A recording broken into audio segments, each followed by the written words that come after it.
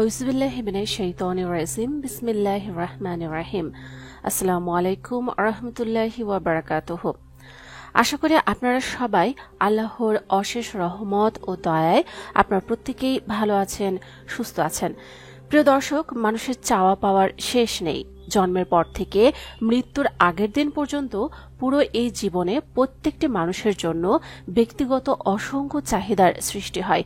এর জন্য রব্বুল আলামিন বলেছেন, আর তোমাদের রব বলেন, তোমরা আমাকে ডাকো, আমি তোমাদের ডাকে সাড়া দেব। সূত্র সূরা মুমিন আয়াত নম্বর 60। আবার আল্লাহ রাব্বুল আলামিন অতি লোভীদের উদ্দেশ্যে নিজে পবিত্র কোরআনে বলে দিয়েছেন, প্রাচুর্যের লালসা তোমাদের গাফেল রাখে, এমনকি তোমরা কবরস্থানে পৌঁছে যাও। সূত্র সূরা তাকাসুর আয়াত নম্বর 1 এবং 2। আল্লাহ তাআলা আরো বলেন, তোমাদের রবকে ডাকো বিনয়ী হয়ে, দীনভাবে এবং চুপে চুপে, অবশ্যই তিনি সীমা অতিক্রমকারীদেরকে ভালোবাসেন না। সূত্র সূরা আরাফ আয়াত নম্বর 55। তো প্রিয় দর্শক, মানুষের এই আরো কিন্তু চাওয়ার শেষ নেই। আল্লাহ পাক নিজে মানবজাতির এই অভ্যাসের বর্ণনা করেন যে মানবজাতি আরো বাঁচবো, আরো খাবো, আরো চাই। অর্থাৎ আপনার যদি একতলা বাড়ি থাকে, আপনি চিন্তা করবেন যে আমি 2 তলা বাড়ি কবে করব। আপনাদের 5 তলা বাড়ি থাকে, তাহলে আপনার মাথায় ঘুরবে আমি 10 তলা কবে কমপ্লিট করব। অর্থাৎ এই অপরিমিত চাওয়ার কোনো শেষ নেই। এই বিষয়ে রাসূল কারীম সাল্লাল্লাহু আলাইহি ওয়াসাল্লাম বলেছেন, আদম সন্তানের পেট হচ্ছে পৃথিবীর সবচেয়ে গভীরতম গর্ত। এই আদম সন্তানকে 1 পৃথিবী পরিমাণ স্বর্ণমুদ্রা দেওয়ার পরে যদি বলা হয়, তুমি কি আরো কিছু চাও, তখন সে বলবে, হে রব, দেওয়ার মতো আর কিছু আছে কি? জেনে রাখো, আদম সন্তানের পেট শুধু মাটি দ্বারাই ভরবে। এখানে মাটি বলতে মৃত্যুকে বোঝানো হয়েছে। তবে এটা সত্য, মানুষ কবরে যাওয়ার পরে তার চাহিদা শেষ হয়। দুনিয়াতে যতদিন বেঁচে থাকে চাহিদার কোনো শেষ নেই, একমাত্র আল্লাহওয়ালা ব্যক্তি ছাড়া। এভাবে মানুষের চাহিদা আজীবন চলতে থাকে। তবে কিছু লোক আছেন যারা কিনা আল্লাহ পাকের নিকট অতি প্রয়োজনীয় ছাড়া অন্য কিছু চায় না। প্রয়োজনীয় জিনিসটাই শুধুমাত্র রাব্বুল আলামিনের কাছে চায়। যেটার প্রয়োজন সেটাই সে আল্লাহর নিকট চেয়ে থাকে। সে ভোগ বিলাসে মত্ত হয়ে ওঠে না, কারণ তারা জানেন আল্লাহর সেই বাণীতে তোমাদের ধন সম্পদ আর সন্তান সন্ততি হচ্ছে পরীক্ষার সামগ্রী মাত্র। প্রিয় দর্শক, রব্বুল আলামিন দুনিয়াবি এবং আখিরাতের অর্থাৎ দুজাহানের যে কোনো ধরনের চাওয়ার জন্য তার মুখোমুখি হওয়ার উপদেশ দিয়েছেন। রাসূল কারীম সাল্লাল্লাহু আলাইহি ওয়াসাল্লাম বলে দিয়েছেন, তোমরা শুধুমাত্র আল্লাহ রাব্বুল আলামিনের নিকট চাও। তো প্রিয় দর্শক, দুনিয়াবি জিনিস চাওয়ার ক্ষেত্রে রাব্বুল আলামিনের কোনো নিষেধাজ্ঞা নেই, বরং যে বান্দা তার যে কোনো প্রয়োজনে আল্লাহর শরণাপন্ন হয় না, আল্লাহ তার ওপর সন্তুষ্ট হয় না, আল্লাহ তাদের ওপর অসন্তুষ্ট হন। আল্লাহ রাব্বুল আলামিন অত্যন্ত পছন্দ করে যে বান্দা দুনিয়াবি অথবা আখিরাতের অর্থাৎ দোজাহানের যে কোনো ধরনের চাওয়া পাওয়ার ক্ষেত্রে আল্লাহমুখী হয়। অগণিত গুনাহের পরও আল্লাহর মুখোমুখি হতে বলা হয়েছে।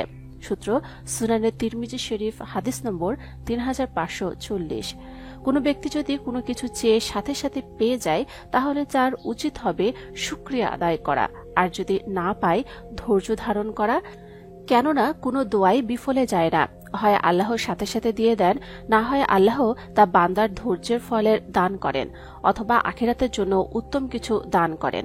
সব মুহূর্তে মনে রাখতে হবে, রাব্বুল আলামিন যে সিদ্ধান্ত নেন সেটি সঠিক এবং সেটি আমাদের জন্য কল্যাণকর। তো প্রিয় দর্শক, আসুন আমরা আল্লাহর দরবারে চাই এবং সম্পদের মালিক হই।